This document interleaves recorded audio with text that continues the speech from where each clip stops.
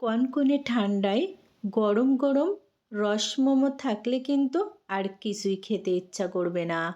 পিঠা তো অনেক রকমের খেয়েছো, তো এভাবে একবার পিঠার স্বাদে এই রসমোমোটা একবার তৈরি করে খেয়ে দেখো, কতটা মজার। আসসালামু আলাইকুম বন্ধুরা, সকলকে ওয়েলকাম জানাচ্ছি আমার চ্যানেলে। শীত মানেই পিঠাপুলির আয়োজন। শীতে আমরা বিভিন্ন ধরনের পিঠা বিভিন্নভাবে তৈরি করে থাকি। তো আজকের পিঠাটা হচ্ছে রসমোমো। খেতে সেই মজার আর তৈরি করাও একেবারে সহজ। তাহলে চলো দেখে নিই। রসমোমো তৈরির জন্য শুরুতে বলে নিয়ে নিচ্ছি আটা। এখানে 200 গ্রাম আটা নিয়ে নিলাম আর 50 গ্রাম পরিমাণ শুকনো চাউলের গুঁড়ো, টেস্ট অনুযায়ী লবণ। শুকনো উপকরণগুলো মিশিয়ে নিচ্ছি। হ্যাঁ বন্ধুরা, এখানে আমি আটা নিয়েছি, তোমরা চাইলে কিন্তু আটার পরিবর্তে ময়দাও নিতে পারো। আর অবশ্যই এখানে আটার সাথে শুকনো চাউলের গুঁড়ো দিতে হবে, তবে সেটা পরিমাণ অনুযায়ী দিতে হবে। অর্থাৎ যে পরিমাণ আটা নিতে হবে তার 4 ভাগের 1 ভাগ শুকনো চাউলের গুঁড়ো দিতে হবে। এখন নিয়ে নিচ্ছে পানি, কুসুম গরম পানি। অল্প অল্প করে কুসুম গরম পানি দিয়ে ডো তৈরি করে নিচ্ছি। এখানে যেহেতু শুকনো চাউলের গুঁড়ো দেওয়া, এর জন্য কুসুম গরম পানি দিয়ে এই ডোটা তৈরি করতে হবে। আর হ্যাঁ বন্ধুরা, এখানে কিন্তু সবটুকু পানি একসাথে ঢেলে দিব না, অল্প অল্প করে পানি দিয়ে পারফেক্ট একটা ডো তৈরি করে নিব। দেখো, ডোটা কিন্তু আমার তৈরি হয়ে গেছে। তো একটা ঢাকনা দিয়ে 5 মিনিটের জন্য রেস্টে রেখে দিচ্ছি। পুর তৈরি করব, এর জন্য প্যানে নিয়ে নিচ্ছি 1 কাপ নারকেল কোড়ানো, 1 চিমটি লবণ, 200 গ্রাম চিনি। তবে তোমরা যদি মনে করো যে গুড় দিয়ে এই পুরটা তৈরি করবে, সেক্ষেত্রেও কিন্তু সম্ভব। 2টি এলাচের মুখ ফাটিয়ে দিয়ে দিলাম আর 1 টেবিল চামচ পানি দিয়ে দিচ্ছি। এতে করে খুবই সহজে চিনি গলে যাবে আর একেবারে অল্প সময়ের মধ্যে পুরটা তৈরি করে নেওয়া যাবে। আর হ্যাঁ বন্ধুরা, পুর তৈরির সময় কিন্তু অবশ্যই চুলার আঁচটা মিডিয়াম টু লোতে রাখতে হবে আর এরকম নাড়তে চাড়তে হবে যেন প্যানে লেগে না যায়। প্রায় 3 থেকে 4 মিনিট জাল করে নিয়েছি। দেখো, অনেকটা আঠালো হয়ে গেছে। এখন কিন্তু ফাইনালি পুর রেডি। এর থেকে বেশি আর জাল করব না, কারণ যখন ঠান্ডা হয়ে যাবে তখন শক্ত হয়ে যাবে। তো চুলা থেকে নামিয়ে নিচ্ছি। এদিকে ডো কিন্তু ভালোভাবে সেট হয়ে গেছে, অনেক বেশি সফট হয়েছে। অর্থাৎ পিঠার জন্য পারফেক্টভাবে ডোটা কিন্তু এখন রেডি। এখন এই বড় ডো থেকে মিডিয়াম সাইজের লেচি কেটে নিচ্ছি। আর হ্যাঁ, এই লেচিগুলো কিন্তু অবশ্যই একটা ঢাকনা কিংবা টাওয়াল দিয়ে ঢেকে রাখতে হবে। এখন এখান থেকে একটা লেচি নিয়ে সামান্য গুঁড়ো ছিটিয়ে দিয়ে বেলে নিচ্ছি।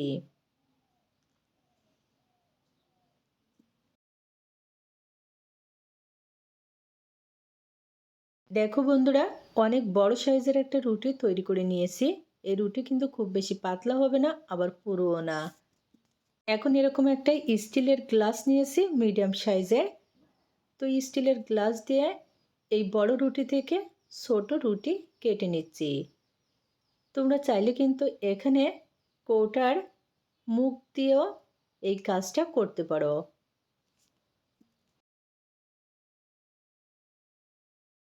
এরকম বড় সাইজের রুটি তৈরি করলে কিন্তু একসাথে অনেকগুলা নাস্তা তৈরি করে নেওয়া যায়।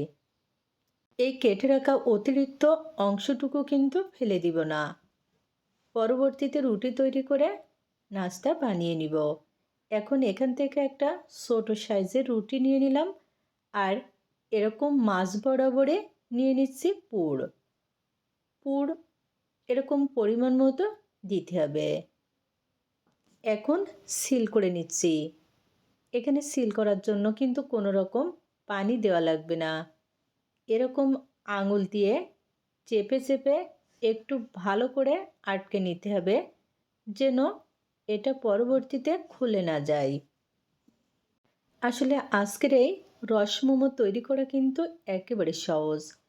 তোমরা যদি একটু মনোযোগ সহকারে দেখো, তাহলে কিন্তু খুবই সহজে এই মজার রসমোমো পিঠাটা তৈরি করে নিতে পারবে।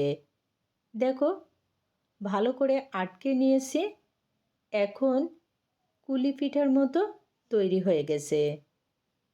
তো আমি এই ডিজাইনে রাখবো না, এজন্য এরকম দুই পাশের লম্বা অংশ এরকম টেনে একসাথে লাগিয়ে দিলাম। দেখো, তৈরি হয়ে গেল মোমো। দেখতে কিন্তু খুবই সুন্দর হয়েছে। তোমাদের বোঝার সুবিধার্থে আরেকটা তৈরি করে দেখিয়ে দিচ্ছি। এই কনকনে শীতে কিন্তু এই রসমোমোটা গরম গরম সেই মজার। একইভাবে খুবই ভালো করে চেপে নিচ্ছি, যেন খুলে না যায়।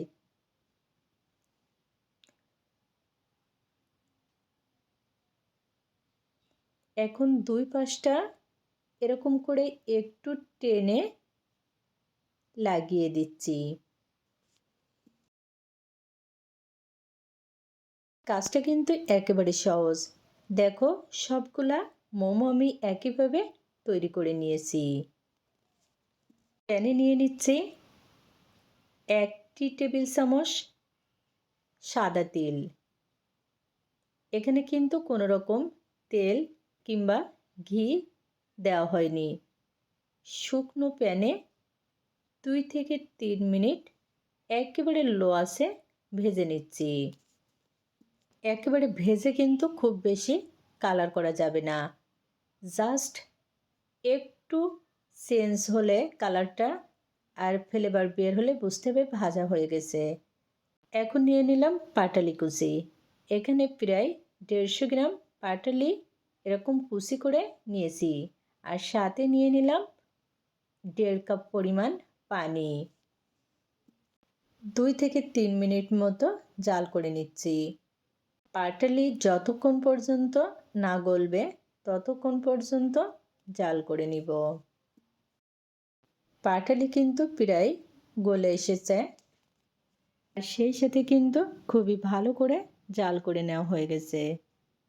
এখন নামিয়ে প্যানে নিয়ে নিচ্ছি পরিমাণ মতো পানি। পিঠা ভাবে দিব, এই জন্য দেখো পানি ফুটতে শুরু করেছে। এখন এরকম একটা স্ট্রেনার নিয়েছি, আর স্ট্রেনারে নিয়ে নিয়েছি অল্প একটু সাদা তেল। ব্রাশ দিয়ে ভালোভাবে মাখিয়ে নিচ্ছি। এতে করে পিঠাগুলো খুবই সহজে উঠে আসবে, কোনো রকম লেগে যাবে না। এখন পিঠা দিয়ে দিচ্ছি ভাবের জন্য।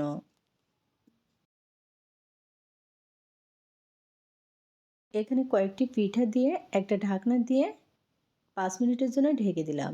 5 মিনিট পরে ঢাকনা তুলে নিয়েছি। দেখো, ভাপ দেওয়া হয়ে গেছে। পিঠাগুলো কিন্তু অনেক বেশি নরম তুলতুলে হয়েছে। তো এখন তুলে নিচ্ছি।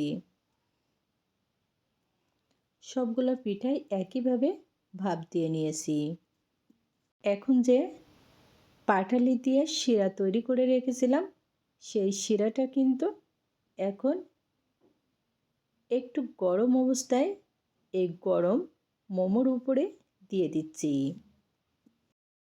তৈরি হয়ে গেল মজার রসমোমো। খেতে কিন্তু অসাধারণ হয়েছে। এটা কিন্তু গরম গরম পরিবেশন করতে হবে। তো আজকে আর নয়, যদি ভালো লাগে অবশ্যই তৈরি করে দেখবে। আবারও দেখা হবে অন্য কোনো দিন। ধন্যবাদ।